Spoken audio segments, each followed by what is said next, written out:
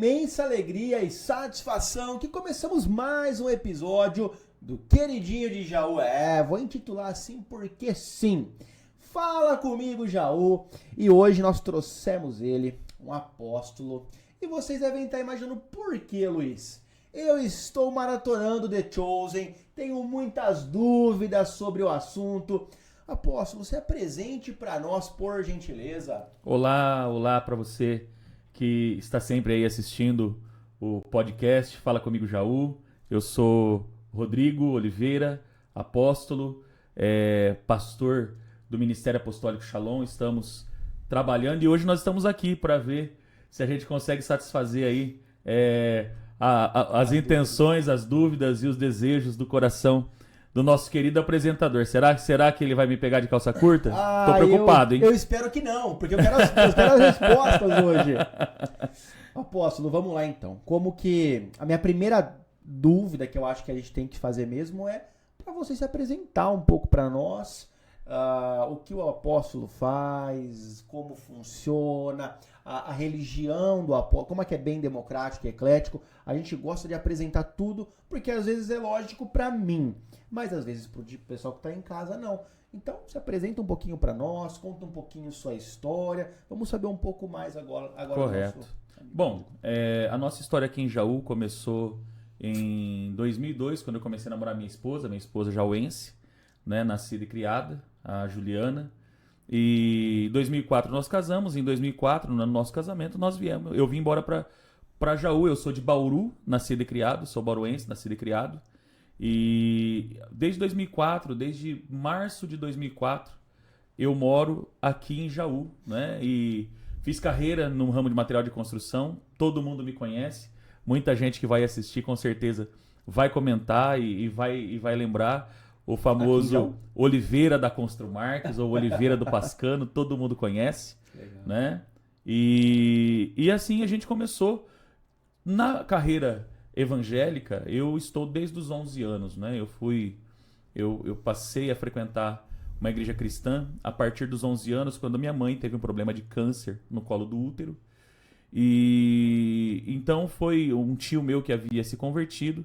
Ele começou a levar o pastor lá para orar em casa pela minha mãe e começou um trabalho, né, que nós chamamos de estudo bíblico discipulado na casa da minha mãe.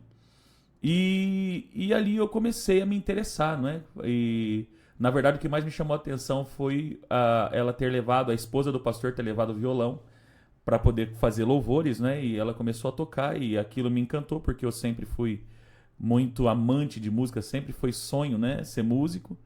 E ela me fez a proposta de ir na igreja, que ela iria me ensinar a tocar violão. E nessa história de tocar violão estou até hoje, desde os 11 anos de idade. Com 15 anos eu comecei a estudar profundamente, né, na parte teológica. Dou aula desde os 17 anos em escola bíblica dominical. E aí começa a história. Né? Quando a gente quando a gente fala em apostolado, ou a gente fala em títulos, vamos começar falando de títulos, né? Pastor, bispo, apóstolo. Muitas pessoas, elas encaram isso como se fosse uma hierarquia. Elas encaram isso como se fosse uma posição, certo? E, na verdade, isso não é uma posição. Isso é um serviço prestado. No livro do apóstolo Paulo, em Efésios, capítulo 4, versículo 11, ele diz: "E ele deu uns para apóstolos, outros para profetas, outros para evangelistas e outros para pastores e mestres, com o propósito de aperfeiçoar os santos para a obra do ministério." Então, quando a gente fala de qualquer um desses títulos que nós falamos, nós não estamos falando de uma posição hierárquica, entendeu? Então, muitas pessoas perguntam para mim: como que eu te chamo? De pastor, de apóstolo? Eu costumo dizer o seguinte: eu sou Rodrigo, né? A minha identidade é Rodrigo, meu nome é Rodrigo. O que eu faço, não é ser apóstolo, não é? E qual é a função apostólica? Ela é muito simples. Ela é vamos dizer assim, se você pegar a sua mão, uma maneira simples de explicar, né? Se você pegar os 5, você vai conhecer aqui, ó, apóstolos, profetas, evangelistas, pastores e mestres. nós conhecemos isso como 5 ministérios. A palavra ministério vem do termo diaconia, que significa serviço. Então são 5 serviços que são prestados à comunidade local, a toda pessoa que se converte a Jesus Cristo. Ela precisa conhecer esses 5 serviços que vai apresentar a plenitude, a totalidade do que Cristo representa para a igreja. Jesus é o primeiro apóstolo, Hebreus 3:1 fala isso, ele é o sumo apóstolo da nossa confissão. Ele é o profeta, Moisés profetizou sobre ele, não é? E muitos falam, tu és profeta vindo de Deus. Jesus é o evangelista, muito porque ele mesmo, quando vai pregar na sinagoga, citando um livro de Isaías 61, se não me falha a memória, ele diz, o Espírito do Senhor está sobre mim, pelo que me ungiu para pregar as boas novas, trazer vista aos cegos, né? E pregoar o ano aceitável do Senhor, que a gente chama de tempo da graça. Então, muito mais do que evangelista, Jesus é o evangelho encarnado, né? Jesus é o pastor. 1 Pedro 5 fala que ele é pastor e bispo das nossas almas. E ele é mestre, vindo de Deus, né? Nicodemos reconhece isso, por exemplo, que era um fariseu.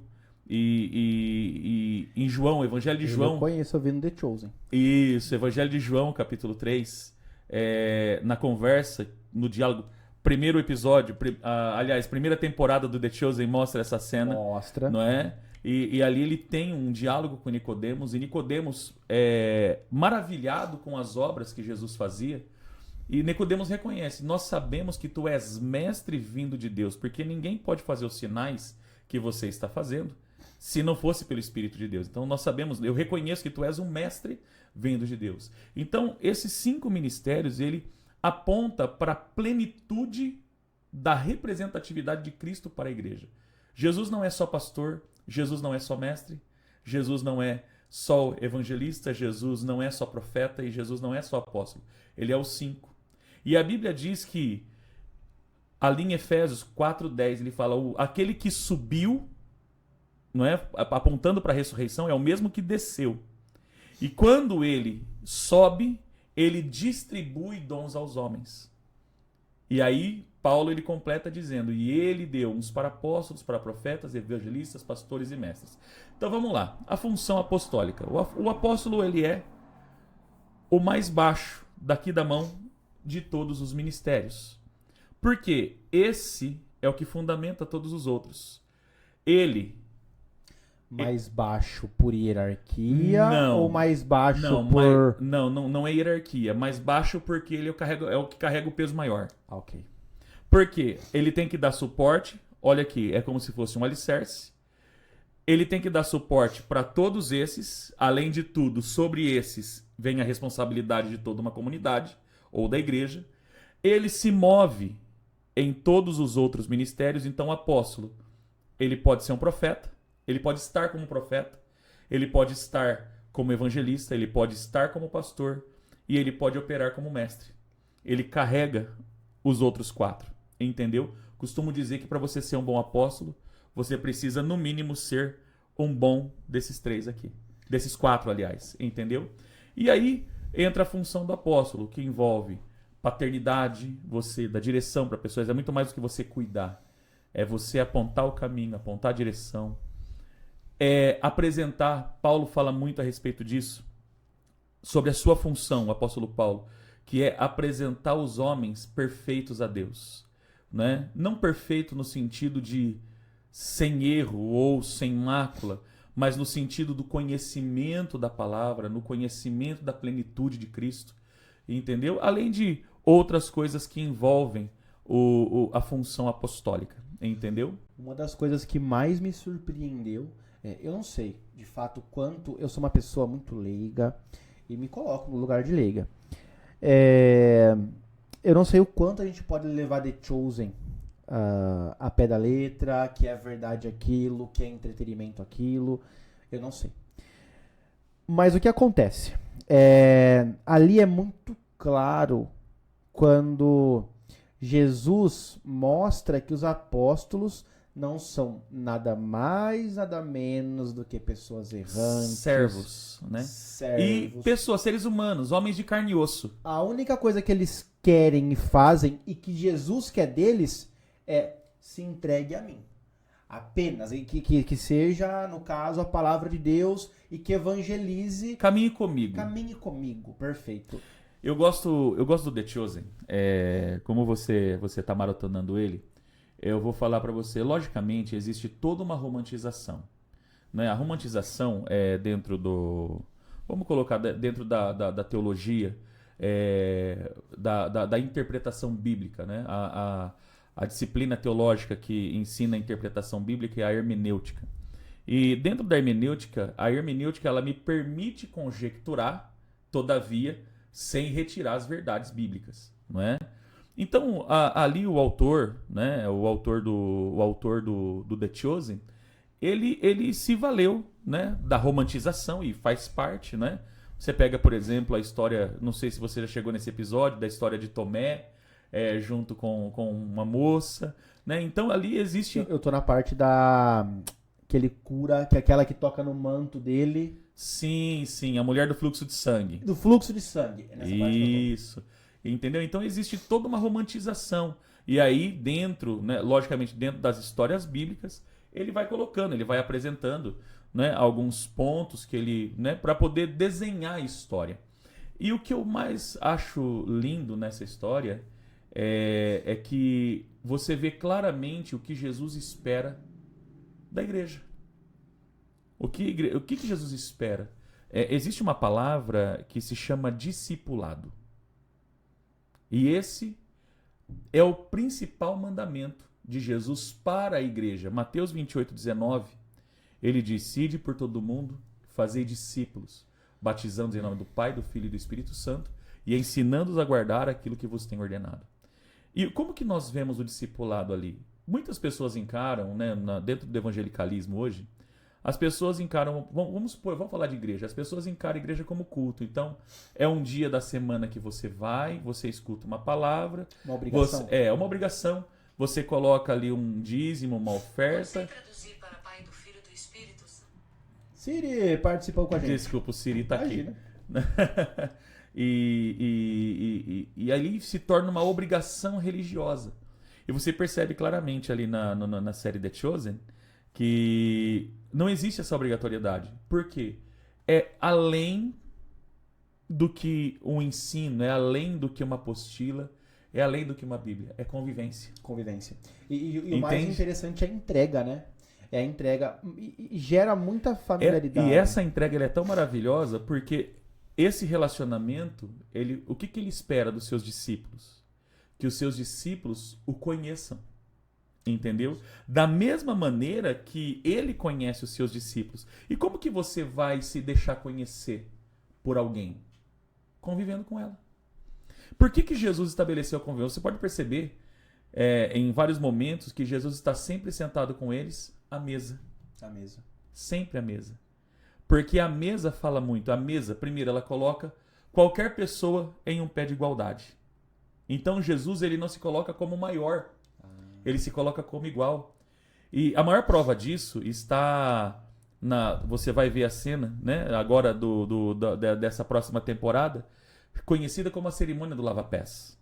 Então a Bíblia fala que eles estavam reclinados à mesa, né? A mesa não era como essa, como nós temos de costume com cadeira, era se reclinar no chão, sentavam no chão literalmente, né? E a Bíblia fala que eles estavam ali à mesa quando Jesus ele se levanta, ele tira o seu manto, ele pega uma toalha, pega uma bacia e começa a lavar os pés dos discípulos. Na mesa. Né? Eles estavam numa conversa. Exato. Muito mais do que humildade. É o serviço. Porque aí no final, Jesus ele fala assim, vocês entenderam o que eu fiz? E os discípulos talvez ali... Sem entender. Sem mesmo. entender. Aí Jesus ele responde, vocês me chamam de Senhor e Mestre. E dizem bem, porque eu sou. Agora, se eu, sendo Senhor e Mestre, vos lavei os pés, assim eu quero que vocês façam uns aos outros. Entendeu? Isso é muito lindo. Então, o que é a igreja? A igreja não é hierarquia. Igreja não é lugar de poder. Igreja não é lugar de... Não, igreja... O que Jesus quer? Convivência. E aí é que entra a palavra discipulado. Como que você faz discípulos? Convivendo. Lá na nossa comunidade, por exemplo, se você me permite falar um pouquinho da nossa comunidade... À vontade, não precisa nem pedir. Nós trabalhamos dessa forma, entendeu? O nosso critério lá não é número de pessoas. As pessoas não são números, entendeu? O que eu sempre ensino para a nossa igreja, Jesus ensinou isso. Lucas capítulo 15, ele vai contar uma série de algumas parábolas. A parábola da ovelha perdida, que é conhecida como das 99, das 100 ovelhas. Ele vai contar a parábola da dracma perdida, a mulher que perdeu a dracma, que era o salário, né? E ela diligentemente foi buscar essa dracma perdida, né? E o filho pródigo, que também conhecida, uma parábola conhecidíssima como a parábola do filho pródigo. Entendeu? E nessas 3 parábolas, Jesus ele ensina algo muito importante. Uma vida vale mais que o mundo inteiro. Então esse é o critério que nós ensinamos na nossa comunidade. Uma alma vale mais que o mundo inteiro. Então todas as pessoas que nós recebemos e que querem caminhar com a gente, que começam a conviver conosco, ela não é apenas um número na igreja. Ao contrário, ela é conduzida a uma pessoa ou uma família. Se for um casal. Se for uma família, entendeu? Que vai cuidar dessa pessoa, mas não apenas cuidar. Porque quando nós falamos de discipulado, nós estamos falando de 3 perspectivas. Primeira perspectiva é a perspectiva de cura. Todo ser humano precisa ser curado. Na alma, principalmente. Porque todo mundo tem uma história, sim ou não? Sim. Todo mundo tem uma história. Então todo mundo precisa de cura. Todo ser humano precisa de cura. Até aquele que fala, eu não preciso. Esse é o que mais precisa. Porque esse é aquele que esconde as dores da alma, né? Por trás, de repente, de um sucesso, alguma coisa. Né? E tem muita gente, você há de convir comigo, tem muita gente escondida, cheia de dores na alma, cheia de feridas na alma, entendeu? Escondidas, de repente, atrás de um bom carro, por trás de um bom negócio, por trás de alguma coisa que tenta ocultar essa dor, entendeu? Então todo ser humano precisa de cura. A identidade, todo ser humano precisa criar uma identidade. Aí entra a palavra cristão. O que é cristão? A palavra cristão, a primeira vez que você vê a palavra cristão na Bíblia é em Antioquia, quando houve uma perseguição do rei Agripa aos cristãos. A igreja nasce em Jerusalém, essa história começa a ser contada a partir de Atos 11, Atos dos Apóstolos, capítulo 11. E essa perseguição fez com que muitos cristãos se espalhassem por toda aquela região conhecida hoje como região da Turquia, região da Grécia, né? E na cidade de Antioquia, a Bíblia fala que muitos foram para lá. Né? Antioquia hoje, né, ela está na região da Turquia, né? Antioquia. E a Bíblia fala que aquelas pessoas, os cidadãos de Antioquia olhavam para esses discípulos e chamou eles de cristão. Porque o que significa cristão? É um pequeno Cristo. Ou seja, é um aprendiz de Cristo, entendeu? Então, os cidadãos de Antioquia conseguiam olhar para esses discípulos e contemplar Cristo neles. É daí que vem a palavra cristão. O cristianismo não é uma religião. O cristianismo nunca foi uma religião. Mas o cristianismo é quem crê em Cristo. Não. Quem crê, na verdade, assim, religiosamente falando, sim. Mas se você olhar para as escrituras, porque o cristianismo autêntico, ele tem que ser contemplado a partir das escrituras. E o cristianismo é um estilo de vida. Entendi. É a maneira como você vive, não é somente o que você crê. É a que você vive. Entendeu? Entendi. É a maneira como você vive. Paulo, por exemplo, vai falar na minha opinião, dos textos mais lindos das Escrituras. Gálatas 2:20, uma epístola que ele escreve à igreja da Galácia. E ele diz assim, fui crucificado com Cristo. Isso é um estilo de vida. Fui crucificado com Cristo. E agora vivo. Não mais eu, mas Cristo vive em mim. E a vida que agora vivo na carne, vivo na fé do Filho de Deus que me amou e se entregou por mim. Então agora a vida que eu vou viver, ela não vai ser pautada nos meus desejos, nas minhas vontades, naquilo que eu quero, mas é naquilo que Cristo quer. entendeu? É eu exatamente me tornar o que ele é. Isso é o discipulado. E eu acredito que seja a parte mais difícil para todo mundo, né? Com certeza. Porque quando a gente fala isso, né? Por mim, tá? Vou falar por mim. Quando eu vejo The Chosen, quando eu assisto os episódios, ou quando eu vejo alguma coisa na Bíblia, eu falo, caramba, eu preciso fazer isso. Na prática, às vezes sai tudo completamente diferente. E o pior é esse sentimento que a gente tem. É até uma pergunta que eu quero fazer, que eu não sei se tem muito a ver nesse ponto, mas é o sentimento que nós temos. E eu quero explicar essa pergunta que é um pouco complexa. Eu sei quando eu estou errando e eu carrego o peso da culpa de estar errado. Só que se a gente parte para uma política de ciência, eu tô culpado com o quê? Não sei se eu vou conseguir trazer a pergunta de forma correta, mas eu sinto que Deus tá bravo comigo. Sabe, eu falo, meu Deus tá bravo comigo, eu carrego um peso de uma culpa. De repente, eu quebrei essa caneca, é um exemplo. E eu sinto esse peso da culpa. Eu não sei se isso é normal, se isso existe, mas parece que Deus, ele tá o tempo todo com a gente, o tempo todo nos orientando, falando, isso foi certo, isso foi errado. Isso é normal? Isso é normal porque, vamos biblicamente falando, vamos a partir desde a criação. A Bíblia fala que o ser humano, né, o homem, ele foi criado de acordo com a imagem e a semelhança de Deus. Ou seja, a imagem, figura, né, e semelhança, caráter. A fonte de toda a moralidade no mundo sempre foi Deus. Né? Sempre foi Deus. Há um filósofo chamado Fyodor Dostoiévski. Ele diz o seguinte, né, contestando até a tese da modernidade, Deus não está morto.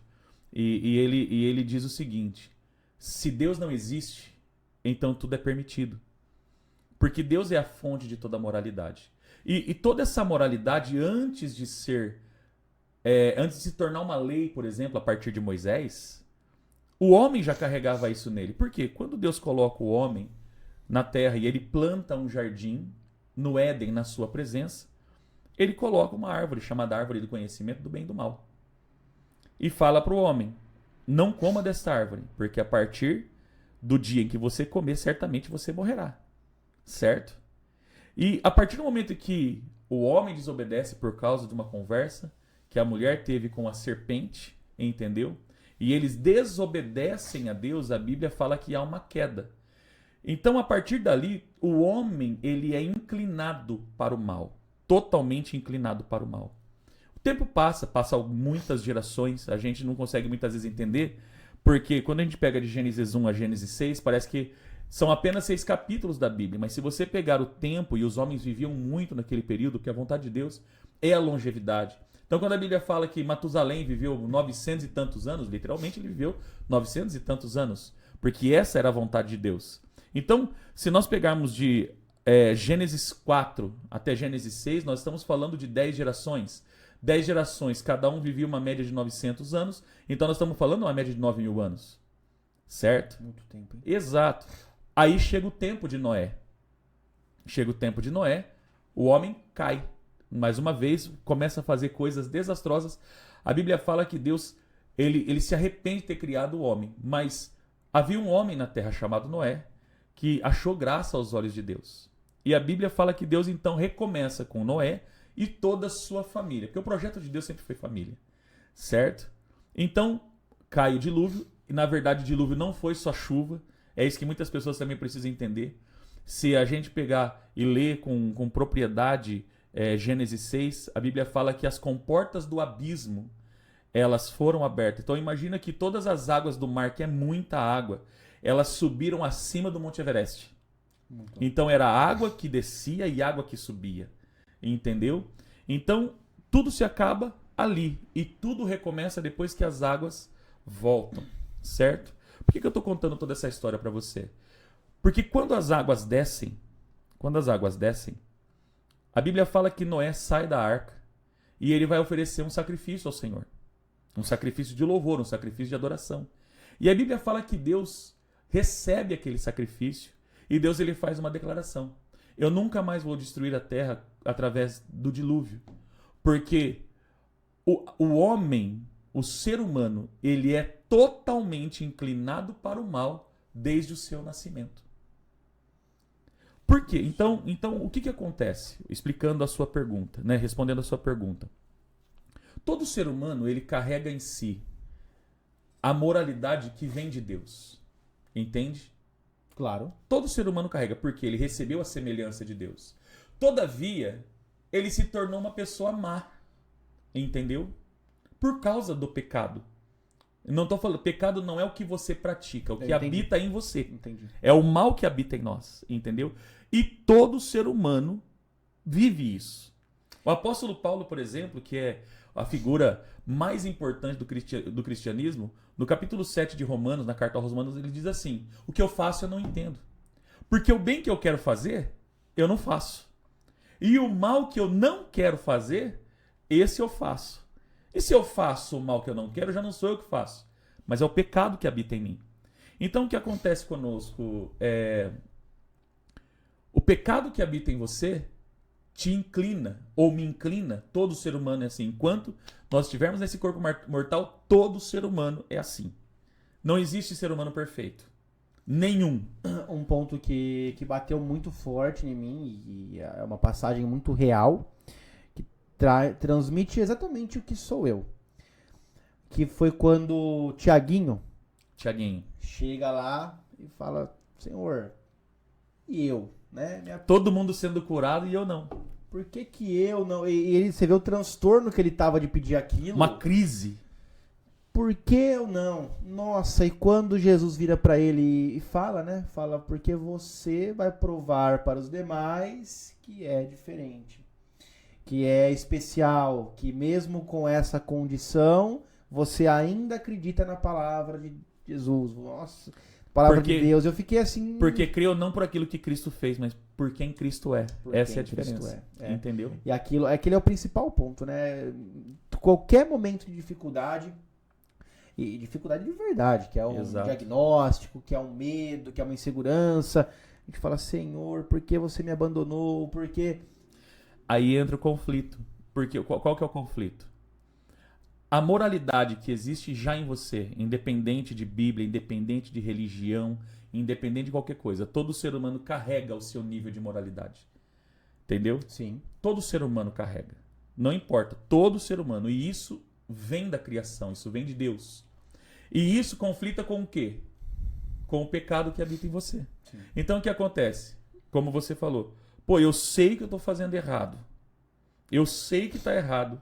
Porque o meu coração, a minha alma que carrega esse DNA de Deus, entendeu? Ele está me acusando. Você está fazendo errado. Mas ao mesmo tempo eu falo: poxa, mas por que ser errado se eu tô... Se está me fazendo bem, ou se está me fazendo feliz, ou se é isso que eu quero? Me iludindo. Exato, entendeu? É. Então é um abismo, é uma guerra que todo ser humano carrega dentro de si, entendeu? Exatamente por isso. Dentro da nossa natureza nós temos um ser totalmente voltado para o mal, no caso o pecado, mas um ser criado à imagem e semelhança de Deus que carrega o DNA de Deus, entendeu? Perfeitamente. Então esses dois entram em conflito, Perfeitamente. certo? Agora você fala: pastor, mas por que muitas pessoas elas não conseguem abandonar? Por exemplo, por que é difícil abandonar o vício?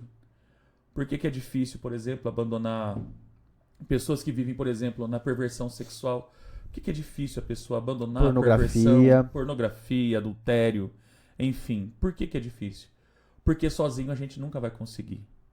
Por isso que Jesus, ele deu o Espírito Santo para que habite em nós. Então o Espírito Santo é aquele que opera em nós e faz com que nós abandonemos o pecado.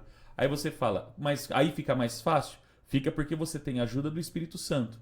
Carnalmente falando, é uma guerra, é um conflito. Paulo explica esse conflito em Gálatas 5, verso 17. Ele diz que a carne, a nossa natureza pecaminosa, luta contra o que o Espírito quer. E a natureza espiritual, que vem do Espírito Santo, certo? ele luta contra as coisas que a carne quer. E esses dois se opõem. Agora imagine essa guerra dentro de você. Então é uma vitória todos os dias. Entendeu? É todos os dias você abandonar o pecado, é todos os dias o pecado vai bater a sua porta e você, porque você tem a força do Espírito Santo, que é o Paráclitos, é o Consolador de Deus, né? Então é por meio dele que você vai poder olhar para o pecado, para as coisas erradas e vai falar assim, não, eu não vou fazer. Mas eu não vou fazer porque a religião não me permite. Porque normalmente, o que as pessoas falam? Ah, eu não faço porque a minha religião não permite. Exatamente. Não, eu não vou fazer não é porque a religião não me permite. É porque eu não quero, porque tem alguém morando em mim que me convence do pecado, da justiça e do juízo. E ele vai declarar para mim, não faça, não entre nisso. E ele vai me guardar, ele vai proteger o meu coração. E aonde que entra esse mundo perdido nessa situação toda? Porque, vamos lá, a gente sabe a palavra de Deus, a gente sabe o que ele fala e deixa tudo bem explícito. Agora, o mundo tá complicado, o mundo tá numa situação bem complicada. Até que ponto o mundo está dividido entre porque eu vejo que, independente da religião, as religiões vêm ganhando força.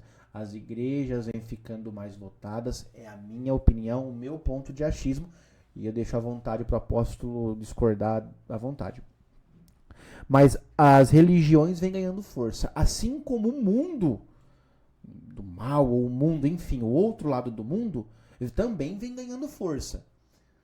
Esse confronto que está acontecendo hoje em dia, ele é diário na igreja ou não? Posso dizer para você que sim. Eu vou falar e explico para você o porquê. Todo mundo tem sede pelo transcendente. Até o ateu. Todos têm o interesse pelo transcendente. E cada um tenta buscar o transcendente de uma maneira. Entendeu? E por que o ser humano tem essa avidez, esse interesse pelo transcendente que vai buscar as religiões, vai buscar de repente, como que eu posso dizer assim, uma questão psíquica, uma questão tentando suprir um único problema que todo ser humano dentro dessa busca pelo transcendente carrega dentro de si, um vazio. Esse vazio eu costumo chamar de fome, entendeu? Todo ser humano tem uma fome. Todo ser humano tem uma fome. E essa fome, ela só pode ser preenchida de uma forma. Entendeu? Você encontrar o Deus verdadeiro. Então, Deus não está em nenhuma religião. A palavra religião, que vem do latim religare, foi a forma que o homem está tentando fazer desde a queda no Éden, tentando se reconectar, tentando se reconciliar com Deus. Então a religião é a metodologia humana para fazer isso. Deus estabeleceu a sua maneira do homem encontrar ele. Por isso que eu falo que Deus não está em nenhuma religião. Ele não está na religião evangélica, ele não está na religião católica, ele não está na religião nenhuma, absolutamente. Por quê? Porque Deus você só encontra através de uma pessoa, Jesus. João 14,6 ele diz, eu sou o caminho, a verdade e a vida. E ninguém vem ao Pai, senão por mim. Então, onde você vai encontrar Jesus? Onde você vai encontrar Jesus? No Evangelho. No Evangelho. É na palavra, entendeu? Então, por isso que as pessoas estão procurando com sede, vai lá, vem aqui, ou tenta procurar alguma coisa em alguma religião, ou em alguma ideologia, dentro desse pluralismo cultural que nós vivemos hoje, inclusive envolvendo até mesmo a questão religiosa, entendeu? Então as pessoas, de alguma maneira, elas estão tentando matar essa fome, entendeu? Que só Jesus pode preencher. Eu acredito que é um ponto extremamente interessante e verídico. Eu acho que a nossa sociedade ela precisa entender isso. E acredito que sim, ela esteja entendendo. É claro, temos alguns radicais que não aceitam muito essa ideia, mas eu acredito que eu já vi igreja católica tocando música gospel, eu já vi também cantores gospel cantando música católica. E é claro que eu acho que cada um tem a sua ideologia e tudo mais. E aí a gente não entra nesse mérito. Mas A questão é o evangelho, Luiz. Nós não podemos esquecer. O apóstolo Paulo, Romanos 1:17, ele diz: o evangelho é o poder de Deus. Ele não contém o poder de Deus. Ele é o poder de Deus. Então não é a religião, é o evangelho. Então, por exemplo, o que a gente costuma ensinar para as pessoas? Pastor, qual igreja que eu vou? Qual religião que eu vou? Está pregando o evangelho? Evangelho. O evangelho é a boa notícia, é pregar Jesus. Logicamente, nós precisamos entender que tipo de Jesus está sendo pregado. Entendeu? Porque hoje, com o pluralismo cultural, existe Jesus para todo gosto. Entendeu? Agora nós precisamos centrar onde está o evangelho? Na palavra de Deus, que é a Bíblia Sagrada. Então, ali naquele lugar, ou aquela comunidade de pessoas, está pregando o evangelho, então você vai se preencher com o evangelho que é pregado. Não a religião a religiosidade que está te oferecendo. Sim. Entendeu? Perfeitamente. Vamos fazer um ato religioso. Não, Jesus não está preocupado com um ato religioso. Entendeu? O que nos faz aceitáveis diante de Deus? Os nossos atos religiosos? Não, é a misericórdia dele. Lamentações de Jeremias diz: as misericórdias do Senhor são as causas de nós não sermos consumidos e elas não têm fim. Renovam-se a cada manhã. Então, só respondendo para você a pergunta: pastor, parece que Deus está bravo comigo. Eu falo para você, Deus não está bravo com você. Ao contrário, Ele é teu Pai, Ele te ama, entendeu? E a única coisa que Ele deseja, isso falando do Evangelho, Ele não quer um ato religioso. Ele não quer que você faça uma penitência, Ele não quer que você faça... Ele só quer que você se arrependa. A única coisa que Ele pede no Evangelho, que é a transformação de vida que todo mundo está buscando, é o arrependimento.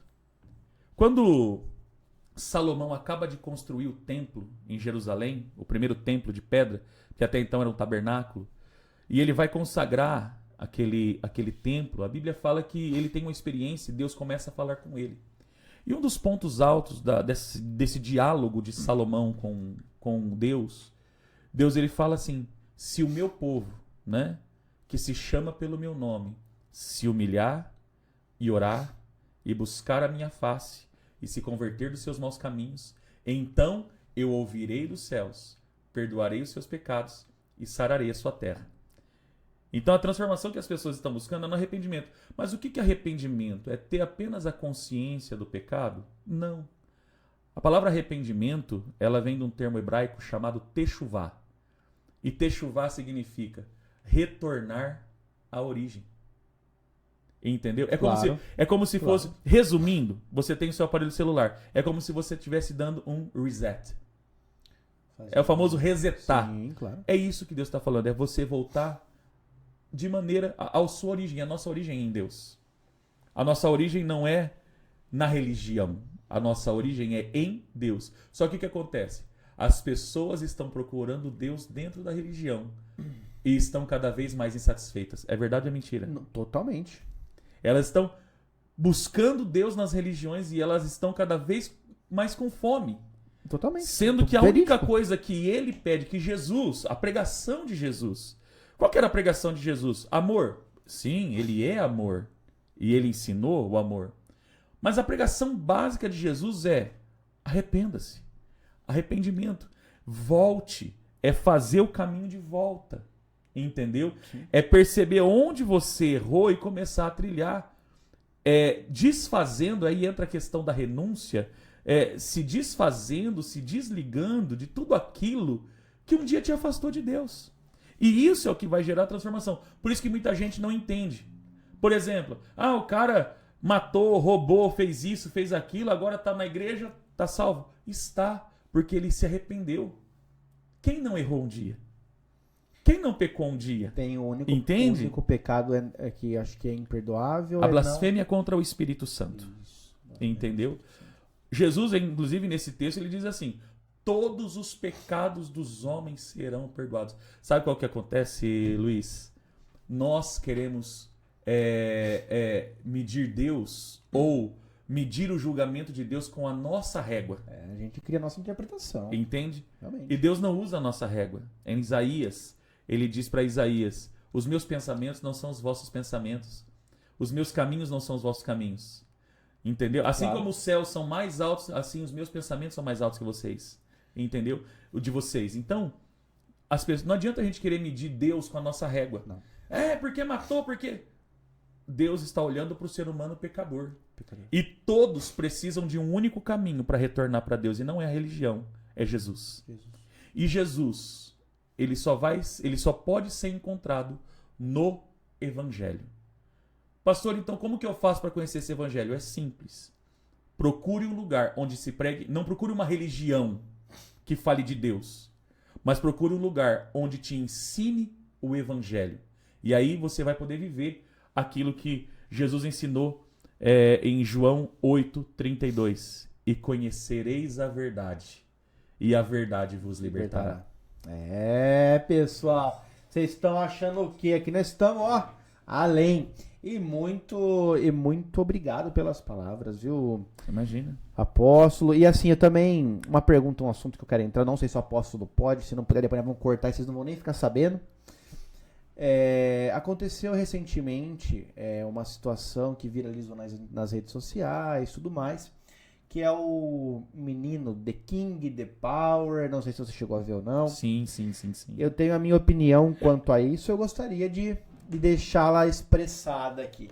Tem gente que não gosta de falar de religião, tem gente que não gosta de falar sobre... Né? Aqui a gente fala e tá tudo certo. Eu acho que essa perseguição com ele, que na minha opinião, eu não sei falar se é certo ou errado porque eu não conheço os bastidores e a hierarquia, mas ela acaba virando uma chacota ou uma brincadeira com a palavra de Deus. Então, assim, eu acredito que, embora tenha essa brincadeira do The King, The Power, e o pessoal fez música e tudo mais, não é ele que perde com isso. Não. Porque se você observa os comentários, é a pessoa blasfemando. Tô com o aparelho. Me ajuda, apóstolo. Blasfemando. Por gente, obrigado. Contra a palavra de Deus. Eles não estão zoando ou brincando com o menino. Eles estão imitando palavras ou outras línguas e eu não concordo com isso. Se o apóstolo puder passar a opinião do apóstolo para nós com relação a esse assunto, eu deixo bem claro que, na minha opinião, quem perde com isso ou quem não gosta é a palavra de Deus. É isso que parece uma chacota. Na verdade, no século XXI, depois do surgimento das redes sociais, eu costumo dizer que tudo tá virando meme, né? A vida virou um meme. E o que acontece, Luiz? Em primeiro lugar, se você me permite, sobre esse assunto, eu acabei de pregar uma série de mensagens, de 2 mensagens, exatamente com esse tema, né? Chamado Of the King, the Power, the Best. Como vamos resolver essa confusão? É o tema da mensagem. Então, porque o que acontece? A Bíblia fala a respeito dos dons espirituais, certo? Sim. Que são os dons dados pelo Espírito Santo. Existe uma linha teológica que é chamada de cessacionismo. Essa linha teológica, eles não acreditam na manifestação dos dons espirituais, entendeu? Não é que eles não acreditam no Espírito Santo. Pessoal, deixa eu fazer uma correção, se você me permite, Luiz. À vontade. Porque o que acontece? Tem muito crente, vamos falar, muito evangélico, que acaba tecendo críticas ávidas, por exemplo, contra irmãos de igrejas reformadas, dizendo que eles não têm o Espírito Santo, que eles não creem no Espírito Santo. Não é isso. O que é uma igreja reformada? Desculpa. Uma igreja reformada nós chamamos de igreja tradicional, entendeu? Tá. Então, é uma igreja que não crê nos dons espirituais, que não pratica e não crê em algumas coisas, por exemplo, que nós pentecostais acreditamos. Como, por exemplo, a cura através da oração, que, entendeu? Com o dom de cura especificamente. O orar em línguas, entendeu? Entendi. Enfim, a manifestação dos dons espirituais, perfeito. Certo? Obrigado. Além de outros pontos que teologicamente não vem ao caso, porque senão nós vamos ter que fazer 5 horas de podcast. Já entendi. Obrigado. Não seria um problema. Então o que acontece? Muitos acabam tecendo críticas desse tipo. Porque não sei o quê. Não, eles creem sim no Espírito Santo. São pessoas que creem no Evangelho, que creem na palavra. Você pega, por exemplo, dessa linha reformada, os presbiterianos, são pessoas que levam o evangelho muito sério. Muito a sério, diga-se de passagem. E vou falar para você, leva muito mais a sério do que muitas igrejas pentecostais ou neopentecostais que existem, certo? Então, é uma linha que não crê na manifestação dos dons. Agora, pasme você, essa linha que não acredita, pega essas coisas e começa a soltar na internet, entendeu? Ou que não crê nas manifestações dos dons e acaba fazendo memes com os dons. Em contrapartida, nós temos a linha continuista, ou também conhecido como pentecostal, que crê na manifestação dos dons, que é de Deus, é para a igreja, é para os dias de hoje, todos os dons são para o dia de hoje, nós cremos assim, entendeu? Na atuação contínua do operar do Espírito Santo, não apenas para derramar dons, porque os dons todos os dons eles têm propósitos. E o propósito ele é muito bem definido, nos equipar para servir a igreja. Então são para servir, não é para nos fazer importante, entende? Até mesmo 1 Coríntios, capítulo 12, que vai tratar dos dons espirituais. Aliás, é o único texto que vai tratar sobre os dons espirituais na Bíblia, né? Com exatidão, bem especificamente falando. Ele fala que os dons eles devem ser usados para o bem comum. Ou seja, se Deus vai me dar um dom, Luiz, ele não é para mim, ele é para te servir. Sim. Entendeu? Ele é para servir a igreja. Então é para isso que serve os dons. Aí o que acontece? Existe, eu costumo chamar de extremismo pentecostal. Que esses extremos, eles vão para onde? Eles vão normalmente para profecia e para o orar em línguas. Entendeu? E aí envolve o quê? Infantilidade no uso dos dons. E é isso, por exemplo, em 1 Coríntios 14, se você puder em casa, pegue a sua Bíblia, respondendo esse assunto, pegue a sua Bíblia e lê 1 Coríntios capítulo 12, capítulo 13 e capítulo 14. Que Paulo vai tratar exatamente isso. Porque essa igreja tinha exatamente esse problema. A infantilidade no uso dos dons. Entende?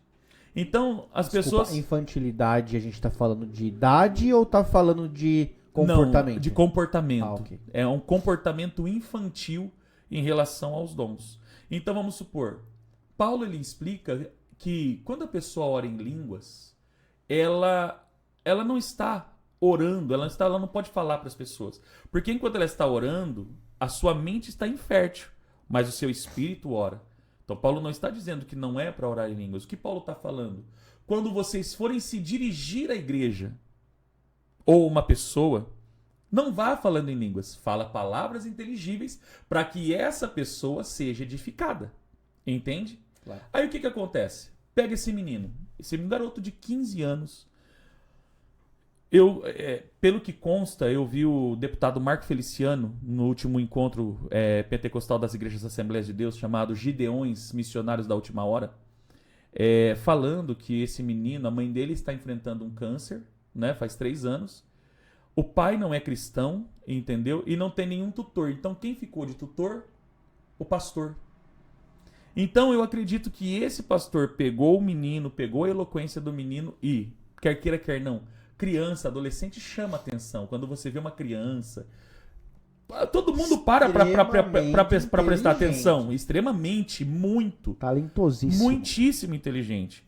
Aí o que acontece? Pega o menino, entendeu? Para ganhar dinheiro com ele. E aqui está o problema. E aí o que aconteceu? Nessa meninice pentecostal, entendeu? Nessa imaturidade, entendeu? Na questão dos dons espirituais, começou a surgir essas coisas. E aí, por exemplo, nessa questão do menino, ele estava entregando uma profecia para um casal e ele disse o quê? Ele falou: eu vou falar para vocês na língua do país que vocês vão viajar. Como se fosse uma profecia. E ele começa, of the king, the power, the best e tal. Em tese, estava falando inglês. Dizendo o quê para aquele casal? Olha, vocês vão ou para os Estados Unidos, não sei se era para os Estados Unidos, não sei se era para a Inglaterra. Sim. Mas ele estava trazendo uma profecia. De uma maneira... eu costumo chamar essa maneira de pirotecnia. Entendeu? Exagerada poderia ser. Exagerada, pirotecnia, né? Então as pessoas, por quê? Para ganhar like, para ganhar áudio, para ganhar engajamento, entendeu? E aí, infelizmente, há os maldosos que pegam coisas como essa e transformam em meme. Agora escute o que eu vou dizer. Nessa série de mensagem, eu falo exatamente isso. Eu chamo isso particularmente, Luiz, de armadilha do inferno. E essa armadilha do inferno, ela tem dois propósitos, entendeu? De fazer o ser humano cair em dois tipos de erro. O primeiro é apagar o Espírito Santo que está em nós, para que as pessoas não desfrutem dos dons espirituais, entende? Então o que acontece? Quando vira meme, o que acontece? Você automaticamente fala o quê? Não, isso aí eu não quero pra mim, porque senão eu vou virar motivo de chacota. Gera um constrangimento. É verdade ou não é? Porra! Então, o que as pessoas falam? Eu não vou querer. Entendeu? Então, as pessoas criam uma resistência em relação aos dons do Espírito Santo, que é maravilhoso. Quando usado da maneira correta, quando usado com maturidade. Entende? E o segundo é o pior, que é o que você acabou de falar. É cometer a blasfêmia contra o Espírito Santo. O que é blasfêmia? É ofensa. A palavra blasfêmia significa ofensa. E as pessoas imperceptivelmente não compreendem que fazendo isso, elas estão ofendendo o Espírito Santo. Muito. Agora você entende? Eu não vou julgar se você está blasfemando, se você não está, se você vai ser salvo ou não, porque isso não cabe a mim. Eu não sou juiz, eu sou réu, entendeu? Como qualquer ser humano. Mas eu falo para você, não caia nisso, porque isso é uma armadilha do inferno para você cometer dois erros. O primeiro é resistir à obra do Espírito Santo. E segundo, cometer o pecado da blasfêmia. Não caia nisso. Muito bem explicado. Olha, era um assunto que eu tava precisando falar também. É triste isso, viu, Luiz? É muito triste. É triste você ver algo tão sério, algo tão lindo, porque as pessoas... Eu vou falar, eu posso responder, Luiz, só pela minha comunidade, pela comunidade ao qual eu pastoreio. Não posso falar das outras, entendeu? Claro. Mas lá na nossa igreja, nós cremos nos dons. E nós temos o fluir de todos os dons. E tudo é usado com ordem e decência. Entende? É maravilhoso isso. Claro que é maravilhoso. Quem me conhece sabe que eu sou um cara vinculado a Deus. Eu amo Deus. Eu tenho sede, fome, desespero de Deus. Mesmo falhando. E Todos nós reconhecendo falhamos. as minhas falhas. Todos nós falhamos, Luiz. Mas eu tenho essa sede de Deus. E a minha maior alegria é quando eu vejo o Frei lotado. É quando eu passo em frente a uma igreja evangélica lotada. É quando eu passo em frente a uma igreja católica lotada. Eu não tô nem aí porque a população acha. Porque a população às vezes fala, porque aquela igreja só pensa nisso. Ou aquela igreja... Eu não tô vendo isso. Eu tô vendo a população que tá lá. O povo tem fome. Aquela senhora, aquele senhor... O povo tem sede, o povo crê. Que ouviu do médico, graças a Deus, a gente não passou por isso. Eu pelo menos, não passei por isso. Mas que ouviu do médico que não tem mais jeito. Ó, aqui acabou. Aqui agora é só esperar. E a pessoa tá lá, batalhando pela saúde, pela vida. Eu acredito em Deus. Não é maravilhoso isso? Isso não tem preço. É isso que eu falo pro pessoal, isso não tem preço. Então a gente tem que... Quando vê uma situação do... É Miguel que é o nome dele? Miguel. E quando a gente vê uma situação do Miguel, eu fico muito chateado, cara. É um menino, Luiz, que eu vou falar pra você, depois de tudo que ele sofreu, eu temo pelo futuro dele, porque ele vai crescer, ele vai se tornar um adulto. E existem duas hipóteses. Pode ser que ele amadureça. Se ele tiver um bom pai, eu falo pai espiritual nesse caso, esse pastor que estava pastoreando ou está pastoreando, eu falo para você, essa pessoa, na minha opinião, ele é um irresponsável, entendeu? De expor um menino dessa forma, entendeu? Porque foi ele que colocou o menino em evidência, entendeu? O menino tem apenas 15 anos, é um garoto. Então, ele tem... O futuro dele tem dois destinos. Ou ele vai pegar tudo isso, vai amadurecer e vai se tornar um dos maiores evangelistas do E Brasil, ele vai ter que ser muito pra entende? isso. Ah, Ou ele vai se desviar de uma tal forma, a ponto, às vezes, até de chegar no ateísmo, do tipo, eu não creio mais em Deus. Porque eu conheço pessoas, ô Luiz, eu conheço pessoas que foram pregadores do evangelho como eu. E hoje, por causa das decepções, por causa de tantas outras coisas que permeiam a vida do ser humano, elas chegaram até mesmo no nível de não crer mais em Deus. é um absurdo, né? E isso, infelizmente, é um absurdo, mas não que a gente tá julgando. E eu repito, eu não tô como juiz, eu estou como réu nesse mundo. Exato, exato. E justamente por estar sentado no banco do réu, a hora que eu olho pro lado e vejo um monte de pessoas julgando o Miguel, cara, isso me dá desespero, porque não é o Miguel que está sendo julgado, é o falar em línguas, é o você se soltar um pouco mais no momento do culto, da sua missa, independente, é você se soltar um pouco mais, e isso vai gerando o quê?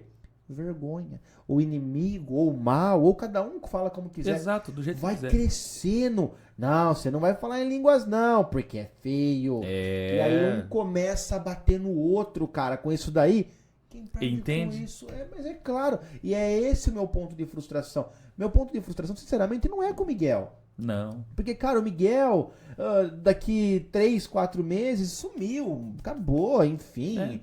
É a vida dele que segue. É aquela fama rápida da internet, Uma né? rápida, e tá tudo certo. Igual o entendeu? Para Nossa Alegria, né? Que Exatamente. já sumiu. Cadê ele? Ninguém sabe. Então, é isso que eu falo. A gente não sabe como vai ser o futuro dele e a gente cai numa ideia de... Agora, Luiz, se você me permite, Claro. se você quiser conhecer um pouquinho sobre os dons proféticos, o dom profético mais especificamente, e o uso do dom de línguas, eu fiz uma série de mensagens a respeito disso, exatamente com esse tema, of the king, the power, the best. Como vamos resolver esse problema? Aonde encontramos essa série? Entra na página do YouTube, né? A gente vai deixar o link aí. Entra na página do YouTube, Ministério Apostólico Shalom, e ali você procura, né? Você pode digitar of the king, the power, the best, você vai ver lá a mensagem. E são duas mensagens de aproximadamente 45, 50 minutos cada uma. Entendeu? Onde eu trato, no primeiro dia eu trato sobre o dom profético, certo? O que é a verdadeira profecia, qual o propósito da profecia, entendeu? Porque há muito espírito de adivinhação por aí também, tem muito charlatão, viu, Luiz? Tem muita gente ganhando dinheiro com profecia. Independente entendeu? da religião. Independente da religião. Tem Exatamente. muito charlatão, tome muito cuidado, tá? Nem todo que diz Senhor, Senhor entrará no reino dos céus. Jesus já disse isso no Sermão da Montanha. Amém. Então vamos ficar atentos a isso. Então há um propósito para a profecia. E a profecia, Luiz, ela não é para revelar o seu CPF, revelar o seu RG, entendeu? Ou revelar o seu futuro. A profecia, ela tem o propósito de exortar, entendeu? A sua conduta hoje para que você possa se consertar hoje, para você viver o que Deus planejou para você no futuro, entendeu? Sim. Não é adivinhar o futuro. Então, se você quiser conhecer um pouquinho mais sobre os dons proféticos e sobre o orar em línguas, que eu trato desses dois específicos exatamente por causa desse episódio do Miguel, entre lá, Ministério Apostólico Shalom no YouTube e procure essa mensagem, com certeza vai ser bênção para você, você vai poder aprender muita coisa boa ali. A gente vai deixar o @ embaixo também para o pessoal buscar e já seguir. Bom, viagens e caravanas para Israel, tô sabendo que rola, já fui algumas vezes. Sim, sim. Conta um pouquinho para nós como é visitar aquela terra sagrada. Eu vou falar para você, Luiz, eu vou resumir o que eu sempre falo para todos: Israel não se explica, Israel se vive. Verdade. Entendeu? Então eu vou falar para você, é um povo maravilhoso. Se alguém... porque tem guerra. Não tem guerra em Israel. O que a mídia hoje, no Brasil, principalmente a mídia brasileira, que infelizmente tem um viés antissemita, entendeu? O que eles dizem a respeito de Israel não é verdade. Eu acabei de chegar de lá, fui em março pra lá. Agorinha. Levei um grupo de Jaú, nós saímos com 20 pessoas de Jaú. Que gostoso. Entendeu? Para ir para lá. Fomos, visitamos Jerusalém, visitamos Galileia, Meu Fizemos, sonho. passamos exatamente em todos os lugares que Jesus passou. Quem quis, por exemplo, renovar os votos batismais no Rio Jordão, teve a oportunidade de renovar os votos batismais no Rio Jordão. Tiveram a oportunidade de fazer um passeio de barco no Mar da Galileia. Entendeu? Então, visitar Israel é maravilhoso. Eu comecei... A primeira vez que eu fui a Israel foi em 2018. Fui enviado pela igreja, a igreja entendeu que eu deveria ir. Hoje eu posso afirmar, Luiz, se eu pudesse dizer isso, e eu posso, na verdade, eu digo, todo pastor, antes de assumir o ministério, ele deveria ir para Israel, mas antes de assumir o ministério. Porque isso faz a gente falar tanto menos besteira, Luiz, porque a gente fala tanta coisa sem conhecimento. Entendeu? A hora que você vive ali, né? Você Tanta tem um coisa sem contato conhecimento, próximo. porque na verdade não é só você estar onde Jesus esteve. As pessoas muito perguntam para mim o que muda. Eu acho que muda o que precisa mudar, que é o entendimento. Entende? O entendimento é a chave de tudo. O apóstolo Paulo, em Romanos 12:2, ele diz: não vos conforme, não tome a forma desse mundo, mas transformem-se pela renovação do entendimento, para que experimentem a boa, agradável e perfeita vontade de Deus. Então tudo está no seu entendimento. Então Israel traz um entendimento para a gente, Luiz, maravilhoso, né? E desde então eu comecei a liderar caravanas, né? Tínhamos uma caravana para sair em 2020, 4 dias antes de estourar a pandemia, entendeu? Então 4 dias antes da gente embarcar, fechou tudo, né? Fechou tudo, ninguém podia viajar. E aí, com essa caravana, nós pudemos sair só em 2022, né? Então, ficou programado para 2022. Então, nós somos 2022. Eu fui 2 vezes em 2022, fui em 2023, fui em 2024, fui em 2025. Nossa, né? bastante vezes, então. E como que faz se a pessoa ali quiser... É muito simples. Você pode... Posso falar o meu Instagram? À vontade. Você pode entrar ali no meu Instagram, né? Vai estar passando agora aí, ó. @aprodrigooliveira. E entre lá no link da bio, tem um link da bio, que vai cair direto na Renova Turismo, que é a agência de turismo que faz essa mediação pra gente. Não é uma agência, eu não vou falar pra você que é uma agência simples. Hoje ela é considerada a melhor agência de turismo religioso do Brasil. Inclusive, eles estão promovendo, pros irmãos católicos aí, eles estão promovendo... uma caravana com o pessoal do Fruto Sagrado, uma banda católica muito conhecida, e o Padre Antônio Maria, que está fazendo, que é muito conhecido também, entendeu? Tem uma outra banda que eu não conheço, eu não vou lembrar o nome agora, que eles estão fazendo. Então, hoje, a Renova Turismo é a melhor agência de turismo religioso do país. Então, se você entrar ali no meu link da bio, no meu Instagram, vai cair direto na Renova Turismo. Então ali eles vão passar para você o roteiro, vai passar para você todos os valores para você estar indo conosco de 12 a 24 de novembro de 2026. E detalhe, nós vamos fazer o caminho do Êxodo, o caminho de Moisés. Então nós vamos no Egito, ficaremos 3 noites no Egito, depois passaremos de ônibus, nós atravessaremos a Península do Sinai. Nossa. Entendeu? Subiremos o Monte Sinai. Meu Deus. Entendeu? E aí depois atravessaremos a fronteira e estaremos dentro do território de Israel. Meu Deus. Então vai ser uma viagem. Se você, Muita bênção. Luiz, se você tem o desejo de ir, eu falo pra você. Não tem dinheiro que pague. Vou falar pra você algo que eu ouvi de uma pessoa que foi comigo, que estava no meu grupo, que é de Goiás. Na hora que nós estávamos na Galileia fazendo o passeio ali de barco no Mar da Galileia, ela olhou pra mim e ela falou assim: se a viagem encerrasse hoje, já teria valido tudo que eu paguei por tudo que eu já vivi aqui. Isso no segundo dia de caravana, no segundo dia em Israel. Nossa, eu pude ouvir isso. É uma experiência. Entendeu? É uma experiência extraordinária. Quero vivê-la. Quero vivê-la, porque olha... Bora, vamos junto, depois a gente conversa, eu te passo certeza. todos os detalhes para você estar conosco. certeza. Em novembro dá para se programar bastante. A Renova Turismo, só para você ter uma ideia, se você fechar agora em maio, você pode dividir até 29 pagamentos sem juros. Não tem desculpa. Sabe o que é 29? Dinheiro. Fala para mim, quem que faz 29 pagamentos sem juros hoje? Só para financiar uma casa. E olha Entende? lá. Então a agência ela é extremamente aberta e se você precisar de algum plano específico, ela faz para você. Legal. Dica dada, dica compartilhada. Bom, eu ficaria aqui mais umas 2 ou 3 horas. Pois é, Luiz. Mas o pessoal provavelmente brigaria com a gente. Eu gostaria de agradecer. Gostaria que olhassem para aquela câmera e deixassem aquela mensagem final, com aquela energia boa, aquela palavra de Deus. Perfeito, para todo Luiz. mundo que está acompanhando a gente. Queridos amigos, Deus abençoe. Muito obrigado pela oportunidade, Luiz. Prazer, Obrigado por tudo estar nosso. aqui com você. Muito legal, muito bacana. Se você ainda não é um seguidor, por favor, segue lá, né? Fala comigo, Jaú, pelo amor de Deus, tá? Jaú. E quero dizer pra você, querido, não fique com fome, não fique com sede. Busque o evangelho. Preste bem atenção, às vezes, a tudo aquilo que você está procurando, tudo aquilo que você está buscando, está apenas numa única decisão. Você dizer sim para Jesus, entendeu?